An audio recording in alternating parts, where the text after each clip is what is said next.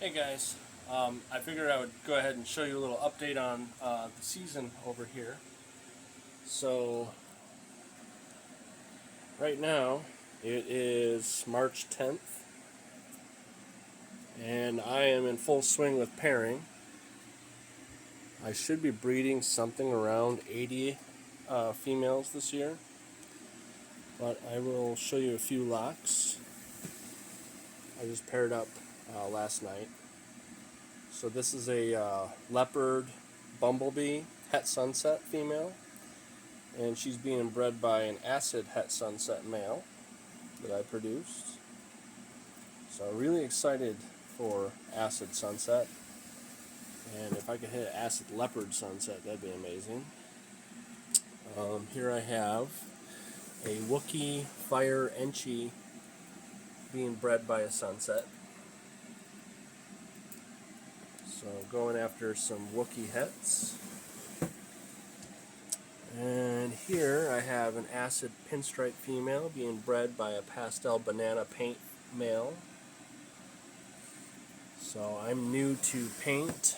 Going to be trying to make a lot of hets. There are a couple pairings that I know are not locked. This one right here is a not pastel. This is a pied double het axanthic DG, and he is breeding. You can't really see it that well, but they're locked up back there. He's breeding a leopard triple het axanthic desert ghost pied. I produced the female. He has 3 of these females to breed. He's locking with all 3 of them. I produced the females. I purchased that male. So really dark leopards though. Really look nice. Actually, to be honest, the one that's not leopard is really dark too. So that's a really dark normal. So I don't know if something else could be going on, but it just seems to be that that male puts out really dark stuff. Those are some feisty girls too. Alright, what else do we have locked up? This is a GHI Enchi lesser clown, and she is being bred by a fire or vanilla genetic stripe double het DG clown. So that should be interesting. And then this one up here is a blackhead clown het pied male who I did not hydrate enough in his last shed, so he's got a bunch of stuck shed on his back. Yeah, we're in Michigan. It's super dry here right now. So, but this is a pastel cinnamon, and then this is double het hypo clown. So, just going after some nice clown combos, and it would be 50% double het hypo pied. So that could be interesting. Again, a few more pairings that aren't locked up. I literally put these guys together about 10 minutes ago, and they were well, they were locked up a minute ago. That's funny. I'm sure they'll lock back up probably. They looked like they were locked. Maybe it was just courting.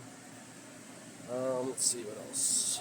This one right here, that's an Orange Dream, who I suspect could be Super Orange Dream.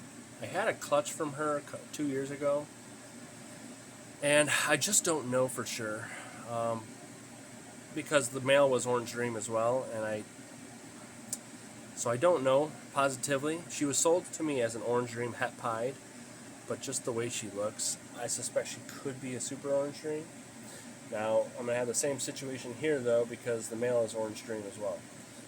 But this one is a Orange Dream Yellow Belly Leopard Enchi pied that I produced in 22.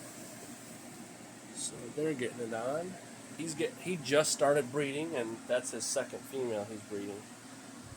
And then I do have a couple that are already getting ready to ovulate. So this here is a blackhead het pied female.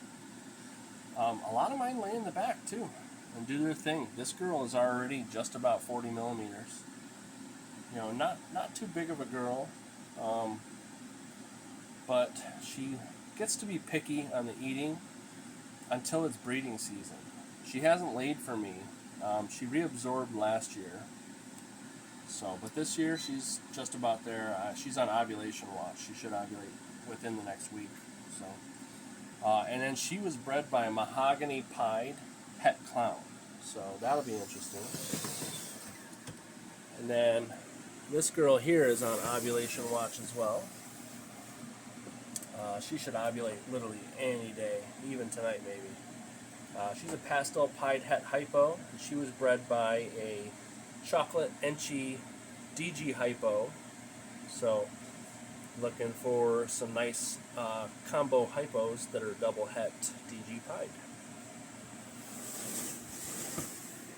I do have a couple girls at 30 millimeters. I have another girl on ovulation watch down there. She's an Orange Dream Enchy Fire. Another one of the same with the blackhead. She's another girl I bred for 2 or 3 years in a row, I want to say. Smaller girl, one of those situations where she's 1,100 grams, but she doesn't want to eat, so you throw a male in, they're locked up, so, and then she starts eating, and doing the thing, but then, again, last year she reabsorbed too, but this year she's already hitting just about 40 millimeters, so I fully expect her to go finally for me. So, but a bunch of sunset pairings, a lot of hets I'm trying to make. I'm trying to make gravel or yellow belly.